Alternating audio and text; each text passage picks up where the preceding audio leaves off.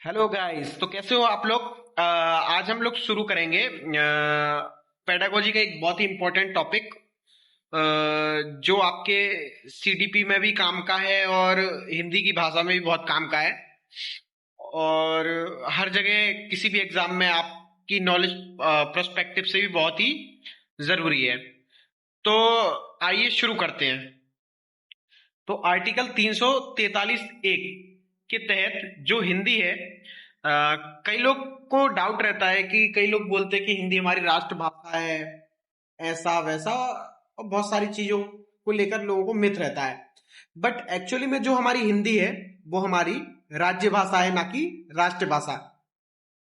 सन 1963 में official language act के तहत जो है हमारी जो हिंदी की जो भाषा है, उसको राजकीय भाषा घोषित कर दिया गया था।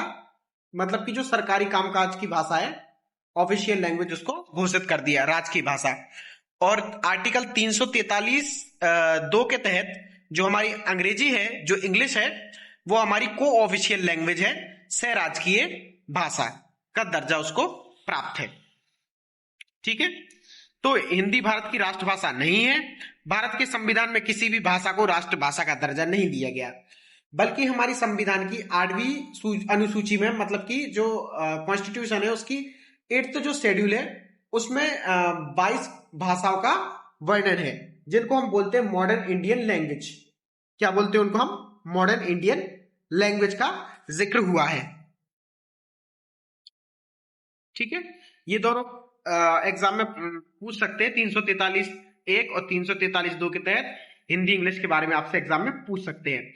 अब जैसे कि मैंने आपको बताया, 8वीं अनुसूची, जिसको इंग्लिश में बोलते हैं 8th schedule of the Indian Constitution, according to this, इसके हिसाब से 22 भाषाएं हैं जो भारत की मॉडर्न इंडियन लैंग्वेज में शामिल की गई हैं। अब हुआ क्या, इनमें 14 भाषा तो पहले से थी, लेकिन अभी जो क्या हुआ कि वर्तमान में संशोधन के बाद 8 भाषाएं और बढ़ गई, तो इसमें 22 भाषाएं हो गई हैं। संविधानिक संशोधन और इसका इतिहास। ठीक है। तो अब जो कॉन्स्टिट्यूशन अमेंडमेंट, अमेंडमेंट का मतलब होता है इंग्लिश में संशोधन, मॉडिफिकेशन जिसको हम बोलते हैं, और कॉन्स्टिट्यूशनल मतलब कि संवैधानिक। तो कॉन्स्टिट्यूशनल अमेंडमेंट मतलब कि संवैधानिक संशोधन कब कब हुए, किस किस साल में हुए? तो सबसे पहले इसका जो मूल संविधान जो था वर्ष 1950 में, तो इसमें 14 भाषाएं थी। 14 भाषाएं कौन कौन सी थी? असमिया, बांग्ला, गुजराती, हिंदी, कन्नड़, कश्मीरी, मलयालम, मराठी, उड़िया, पंजाबी, संस्कृत, तमिल, तेलुगु, उर्दू। ठीक है। लेकिन फिर साल 1967 में 21वां संशोधन आया, जिसमें एक नई भाषा जुड़ी जो 15वीं भाषा कहलाई, जो थी सिंधी भाषा। फिर इसके बाद 71वें संशोधन में, संविधान का जो 71वां संशोधन आया साल 1992 में, इसमें 3 भाषाएं जुड़ी। नमक, नमक से आप याद रख सकते हैं नेपाली, मणिपुरी, कोंकणी, कोंकणी। ठीक है। फिर उसके बाद 92वां संशोधन आया 2003 में, जिसमें बोडोमास भाषा जुड़ी। बोडोमास का मतलब है कि बोडा भाषा। ठीक है। डो का मतलब डोंगरी, मां का मतलब मैथिली, और सा का मतलब संथाली। ठीक है। डोगरी आपने देखा होगा कश्मीर में बोली जाती है, संथाली आपके झारखंड साइड में बोली जाती है, मैथिली आपको बिहार साइड में बोलने को देखने को मिल जाएगी। आगे बढ़ते हैं। तो अब जो है इसकी याद करने की ट्रिक मैं आपको बताने जा रहा हूं, जो कि बहुत ही इंपॉर्टेंट है। आप लोग ध्यान से और गौर से सुनिए।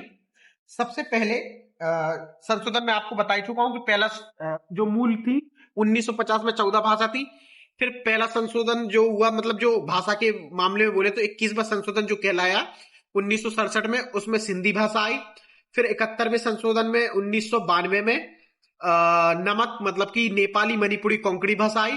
फिर 92वां संशोधन 2003 में, उसमें बोडोमास भाषा आई, मतलब कि बोडा, डोंगरी, मैथिली, संताली भाषा आई। आइए अब इनका याद करने का ट्रिक हम देखते हैं। सबसे पहले 71वें संशोधन को देखते हैं, ठीक है, जो कि साल 1992 में आया, जिसको हम बोलते हैं नमक। तो नमक से आप याद रख सकते हैं, ना फॉर नेपाली, माँ जो है, माँ स्टैंड करेगा आपका मणिपुरी के लिए, और का स्टैंड करेगा आपका कोंकणी के लिए। फिर उसके बाद हम आते हैं 92वें संशोधन पर, साल 2003 वाला। तो इसको बोडो बोडो मास से याद रखना है आपको, बोडो मास। तो बोडो मास में आप देख सकते हैं कि बोडो का मतलब है बोडो भाषा, डो का मतलब है डोंगरी भाषा, माँ का मतलब है मैथिली, और सा का मतलब है संताली भाषा। ठीक है, ये तो हो गई हमारी 8 भाषाएं। ठीक है, लेकिन अब साल 1950 जो मूल संविधान था, उसमें 14 भाषा थी। अब उसको याद करने की ट्रिक मैं आपको बता रहा हूं, कृपया ध्यान से सुनिए आप लोग, प्लीज मिस मत करिए, नहीं तो हो सकता है आपका एक नंबर जा भी सकता है, क्योंकि कई बार एग्जाम में ये डायरेक्ट 22 में से कोई एक भाषा पूछ सकता है कि 22 MIL जो लैंग्वेज है उनमें कौन शामिल है या कौन शामिल नहीं है। तो अब हम चलते हैं दक्षिण भारत की तरफ। तो दक्षिण भारत की तरफ तमिल, तेलुगु, कन्नड़, मलयालम, ये 4 भाषाएं हो गई जो 22 भाषा में से शामिल है मॉडर्न इंडियन लैंग्वेज में। फिर हम चलते हैं उत्तर की ओर। तो उत्तर मतलब कि आपका जो कश्मीर साइड जो है, उस साइड जा रहे हैं हम उत्तर की ओर, ठीक है। और पश्चिम की ओर, मतलब उत्तर और पश्चिम को मिलाकर 7 भाषाएं हैं, ठीक है। तो उत्तर में आपकी हो गई कश्मीरी, पंजाबी, ठीक है, हिंदी। और पश्चिम में, माफ कीजिए, पश्चिम में आपकी हो गई, लेफ्ट हैंड तरफ देखिए, लेफ्ट हैंड तरफ नक्शे में पश्चिम पड़ता है ना, तो गुजरात, मराठी, सिंधी, उर्दू, ठीक है। तो उत्तर में कौन कौन सी हो गई, कश्मीर, पंजाबी, हिंदी। और पश्चिम में कौन सी हो गई, नक्शे में लेफ्ट हैंड तरफ देखिए, गुजराती, मराठी, सिंधी, उर्दू, ठीक है, गुजराती, मराठी, सिंधी, उर्दू। फिर हम चलते हैं पूर्व में और पूर्वोत्तर में। तो पूर्व और पूर्वोत्तर में आपकी हो जाएगी उड़िया, हो जाएगी, जो उड़िया जो भाषा है जो आपकी उड़ीसा में बोली जाती है। और बंगाल में बांग्ला बोली जाती है। और पूर्वोत्तर में अपनी असम आ जाती है, तो असमिया भाषा बोली जाती है, और नेपाली भाषा बोली जाती है, ठीक है। अब एक ऐसे याद रख सकते हैं कि सबसे प्राचीन भाषा कौन सी है हमारी देश की, तो वो है संस्कृत। तो इस तरह से आप संस्कृत को याद कर लीजिए, ठीक है। होपफुली आपको ये समझ में आ गई होगी। अब मैं आपको फिर से 22 भाषा एक बार रिवाइज करवा देता हूं। तो सबसे पहले आठ जो भाषा है, सबसे पहले जो हमारा संशोधन था उसको देखकर चलते हैं। तो सबसे पहले 71वें संशोधन पर आते हैं, ठीक है। उससे 3 भाषाएं जुड़ी हैं, नमक से ना से नेपाली, मा से मणिपुरी, का से कोंकणी। फिर 92वां संशोधन जो हुआ उसमें बोडो मास, बोडा भाषा हो गई, डोंगरी भाषा हो गई, माँ से आपकी मैथिली हो गई, और सा से आपकी संथाली भाषा हो गई। अब 1950 जो मूल संविधान की जो 14 भाषाएं हैं, हम उन पर आते हैं। तो सबसे पहले दक्षिण भारत की ओर चलते हैं। दक्षिण भारत की ओर तमिल, तेलुगु, मलयालम, कन्नड़, ये 4 भाषाएं हो गई। फिर हम अब चलते हैं उत्तर की ओर। तो उत्तर की ओर हो गई आपकी कश्मीरी हो गई, हिंदी हो जाएगी, पंजाबी हो जाएगी। फिर चलते हैं पश्चिम की ओर। पश्चिम की ओर आपकी हो जाएगी गुजराती हो जाएगी, और मराठी हो जाएगी आपकी, और उर्दू और सिंधी हो जाएगी, ठीक है, उर्दू और सिंधी हो जाएगी। फिर हम चलते हैं पूर्व और पूर्वोत्तर में। तो पूर्व में आपकी बांग्ला हो जाएगी, आपकी उड़िया हो जाएगी, पूर्वोत्तर में आपकी असमिया हो जाएगी, नेपाली हो जाएगी, ठीक है, ये 4 लैंग्वेज हो जाएंगी। और सबसे प्राचीन लैंग्वेज, शास्त्रीय लैंग्वेज कौन सी है, वो हमारी संस्कृत है। तो एक इस तरह से आप याद कर सकते हैं।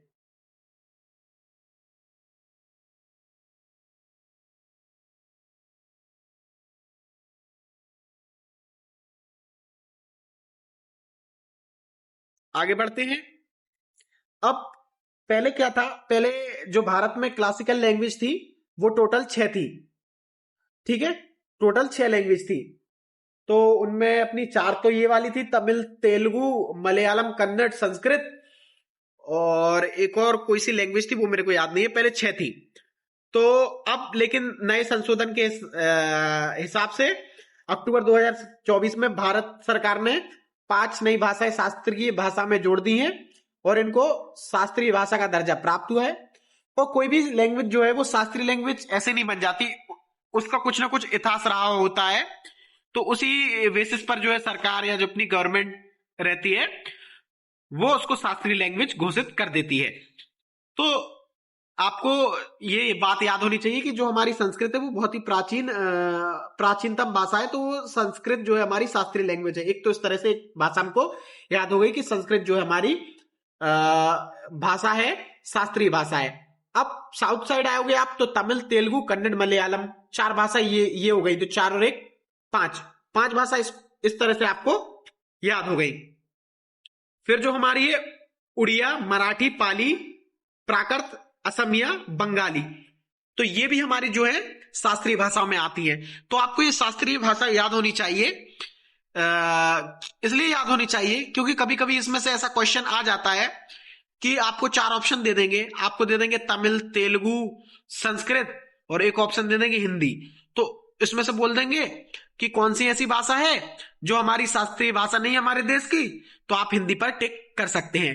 ऐसे अगर आपको ऑप्शन दे दिया उड़ीसा, मराठी, पाली और एक ऑप्शन दे दिया आपको उर्दू, तो उर्दू जो है वो हमारी शास्त्रीय भाषा नहीं है, वो हमारी मॉडर्न इंडियन लैंग्वेज है 8वीं अनुसूची के हिसाब से। तो एक बार मैं फिर से आपको रिवीजन करवा देता हूं कि हमारी 11 शास्त्रीय लैंग्वेज कौन सी है। तो तमिल, तेलुगु, कन्नड़, मलयालम, संस्कृत, असमिया, बांग्ला, उड़िया, मराठी, पाली, प्राकृत, असमिया और हाँ इतनी है। ठीक है, तो होपफुली आपको इतना समझ में आ गया होगा। आगे बढ़ते हैं। देखिए जैसा कि मैं आपको बता रहा था कि पहले 6 भाषाएं थी जो शास्त्रीय भाषाएं थी, तमिल, संस्कृत, तमिल, तेलुगु, कन्नड़, मलयालम, उड़िया, संस्कृत। लेकिन अब जो 2024 के नए अपडेट में 5 नई भाषाएं कौन कौन सी जुड़ गई हैं? मराठी, पाली, प्राकृत, असमिया, बंगाली। ठीक है, तो इसको आप याद भी कर सकते हैं। पहला पहला कीवर्ड आप ले सकते हैं, मा पा प्रा आबा, इस तरह से याद कर सकते हैं। मा पा प्रा, मा पा प्रा आबा, मा पा प्रा आबा। मेरे साथ बोलिए, मा पा प्रा आबा, मा पा प्रा आबा, मा पा प्रा आबा, मा पा प्रा आबा। मा से मराठी, पा से पाली, पास प्रा से प्राकृतिक, आ से असमिया, बा से बंगाली। आगे बढ़ते हैं। 3 लैंग्वेज फॉर्मूला, त्रिभाषा सूत्र, वेरी वेरी इंपॉर्टेंट, आजकल बहुत क्वेश्चन बन रहे हैं इससे। तो एक तो फैक्चुअल क्वेश्चन ये बन सकता है आपका इससे, सीटेट भी आजकल थोड़े से कभी कभी पूछ लेता है, जनरली ज्यादातर नहीं पूछता लेकिन हो सकता है आपसे इस बार पूछ ले। तो त्रिभाषा सूत्र सबसे पहले किसने दिया था? कोठारी आयोग ने दिया था, सन 1964 और 66 द्वारा सुझाया गया था। और राष्ट्रीय शिक्षा नीति 1968, 1986 एवं एनईपी 2020 जो लेटेस्ट जो हमारी राष्ट्रीय शिक्षा नीति है वो कोठारी आयोग की त्रिभाषा सूत्र का समर्थन करते हैं। तो आइए हम देखते हैं कि ये त्रिभाषा सूत्र आखिर में है क्या। तो सबसे पहले फर्स्ट लैंग्वेज मतलब कि जो प्रथम भाषा है, तो बच्चे की जो मातृभाषा या जो क्षेत्रीय भाषा होगी, प्राथमिक स्तर पर शिक्षा का माध्यम क्या होना चाहिए? मातृभाषा होना चाहिए, अनिवार्य रूप से होना चाहिए। इसका जिक्र एनईपी 2020 के डॉक्यूमेंट्स में भी है। तो त्रिभाषा का पहला जो चरण है जिसमें प्रथम भाषा के बारे में बात कर रहे हैं, तो बच्चे की जो भाषा होनी चाहिए वो क्षेत्रीय या मातृभाषा उसकी होनी चाहिए। और कब तक पढ़ाना चाहिए? प्राथमिक स्तर तक, हो सके तो 8वीं तक। मैं क्या कह रहा हूं, हो सके तो 8वीं तक, लेकिन प्राय प्राथमिक स्तर तक तो कंपलसरी है कि उसको मातृभाषा में ही आपको पढ़ाना है। फिर उसके बाद द्वितीय भाषा जिसको सेकंड लैंग्वेज बोलते हैं। तो हिंदी भाषी राज्यों में आपको द्वितीय भाषा जो है इंग्लिश या 8वीं अनुसूची में से 22 भाषाओं में से किसी एक भाषा का चयन आप कर सकते हैं। ठीक है, तो इसमें आप क्या कर सकते हैं, आप अंग्रेजी या 22 भाषाओं में से किसी एक भाषा का चयन आप सेकंड लैंग्वेज में कर सकते हैं। लेकिन आपकी जो गैर हिंदी राजभाषी रहेंगे, मतलब कि गैर हिंदी भाषी राज्य जो हमारे रहेंगे, उनके लिए सिर्फ हिंदी और अंग्रेजी सेकंड लैंग्वेज में अनिवार्यता दी गई है। फिर उसके बाद आगे चलते हैं तृतीय भाषा में। तो तृतीय भाषा में क्या होगा कि जो हिंदी भाषी राज्य रहेंगे, उनमें अंग्रेजी या कोई आधुनिक भाषा रहेगी। 22 जो भाषाओं में से एक भाषा रहेगी, वो कौन सी भाषा रहेगी, जो आपने द्वितीय भाषा के रूप में ना पढ़ी हो, मतलब कि जो लैंग्वेज 2 में आपने 22 में से एक भाषा सेलेक्ट करी थी वो भाषा ना हो, और उस 22 भाषा में से एक और लैंग्वेज वो चूज कर सकते हैं थर्ड लैंग्वेज में। और जो गैर हिंदी भाषी राज्य रहेंगे, उनके लिए अंग्रेजी या 22 में से कोई एक आधुनिक भारतीय भाषा रहेगी, जिसको हम मॉडर्न इंडियन लैंग्वेज बोलते हैं। एक जो सीटेट पेडागोजी की पॉइंट जो आपको याद रखना चाहिए कि जो त्रिभाषा का सूत्र है, उसका मुख्य उद्देश्य है भारत में बहुभाषिता, मल्टीलिंगुअलिज्म और सांस्कृतिक सद्भाव को बढ़ावा देना। बहुभाषिकता कक्षा में कोई बाधा नहीं डालती, बल्कि इसको एज अ रिसोर्स आपको देखना चाहिए, एक संसाधन के रूप में देखना चाहिए। ये बहुत ही इंपॉर्टेंट टॉपिक है और एक अपने आप में कीवर्ड है। ठीक है, तो बहुभाषिता को एनईपी बहुत ज्यादा सपोर्ट करती है। ठीक है, इसको बाधा के रूप में, हिंड्रेंस के रूप में ना देखें। आगे बढ़ते हैं। राष्ट्रीय शिक्षा नीति 2020 के भाषा संबंधी मुख्य बिंदु।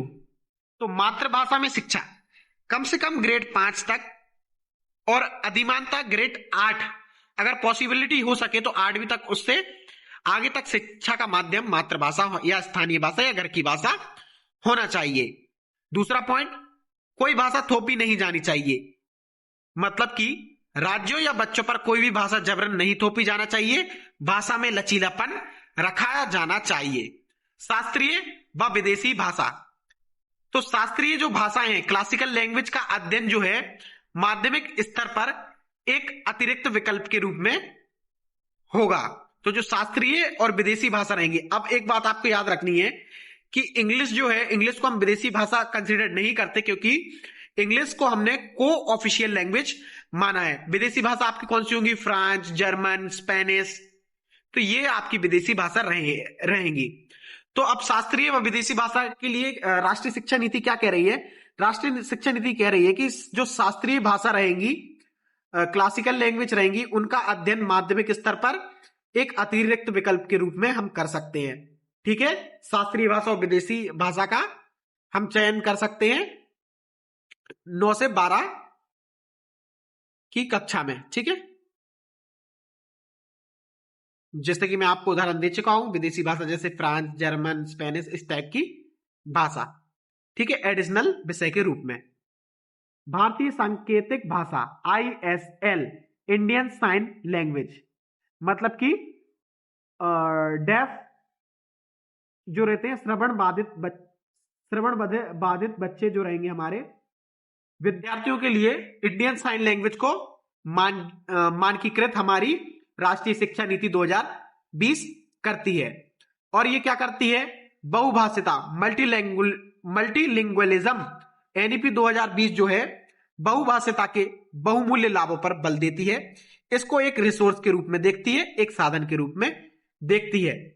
और बहुभाषी बच्चे संज्ञानात्मक रूप से अधिक सक्षम होंगे, मतलब कि उनका जो अधिगम रहेगा, जो उनकी लर्निंग रहेगी, वो फास्ट रहेगी। मतलब कि ये कोई बाधा नहीं डालती, बल्कि जिनको ज्यादा भाषा आती है वो और अच्छे से बाकी बच्चों की तुलना में और अच्छे से और जल्दी सीख सकते हैं। तो आज की वीडियो में इतना ही। अगले वीडियो में फिर आएंगे, फिर नया टॉपिक लेकर आएंगे कुछ। होपफुली अगर आप लोगों को मेरा ये वीडियो पसंद आया हो तो चैनल को लाइक, शेयर, सब्सक्राइब कीजिए और ज्यादा से ज्यादा शेयर करिए, जिससे और भी लोग इस वीडियो का लाभ ले सकें। Thank you guys.